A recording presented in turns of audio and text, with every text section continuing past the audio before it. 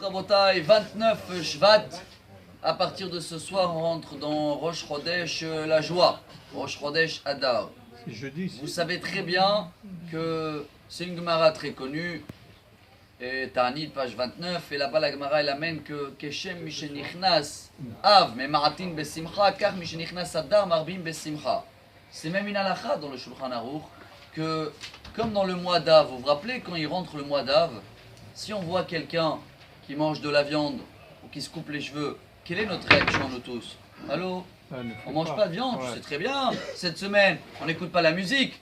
Et je crois qu'on sait attraper les gens, ou on va les regarder un peu bizarre s'ils vont faire ça. Et bien de la même manière, il faut regarder bizarre des gens à partir de ce soir qui n'ont pas la joie. Dès qu'il a une tête, jeune femme, on dit comme ça. Comme s'il mange de la viande à Rosh Chodesh. C'est pas pour rigoler. Si on arrive à comprendre cette halakha de cette manière, chers amis, on va avoir un mois extraordinaire. Mais il y a un problème. Comment la Gemara elle dit que dès qu'il rentre le mois de Hadar, il faut avoir la joie? Mais même pour Purim, c'est au milieu du mois.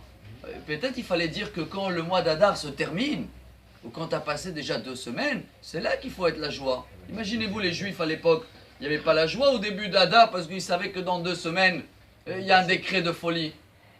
Mais la réponse, c'est que comme la finalité est bonne, tout le mois est extraordinaire.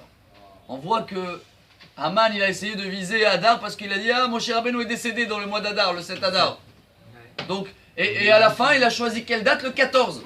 Quel rapport entre le 7 Hadar qu'il aurait choisi le 7? Et à la fin, il n'a pas su que Moshe Rabbeinu est né aussi ce mois-ci. Tout le mois est bon à partir d'aujourd'hui. On termine pour le prouver. Le roi David, il a écrit un livre extraordinaire, un des plus beaux. Chacun de nous est lié à ce livre qui s'appelle Teilim. Vous avez remarqué que peut-être la moitié des Teilim, c'est des prières que le roi David il fait sur des galères qu'il a traversées. Et énormément de galères. Alors pourquoi appeler ce livre Teilim et pas Tefilot? C'est plutôt des prières. Teilim veut dire en français, en hébreu, Teila, louange. C'est comme si qu'il chantait. La réponse est oui. Vous savez pourquoi ce livre il s'appelle Teilim? Parce que le roi David il chantait, même si au début c'est un décret, il savait qu'à la fin ça va devenir un chant. Alors le mois d'Adar, on commence à partir de ce soir, rappelez-vous, et il faut partager absolument ce message et l'appliquer avant tout, hein, pas partager parce que c'est vidéo machin. C'est que comme dans la viande et tout, on fait attention dans le mois d'Av de ne pas le manger, on regarde bizarre les gens qui le font, et bien à partir de ce soir, nous sommes souriants et on regarde bizarre les gens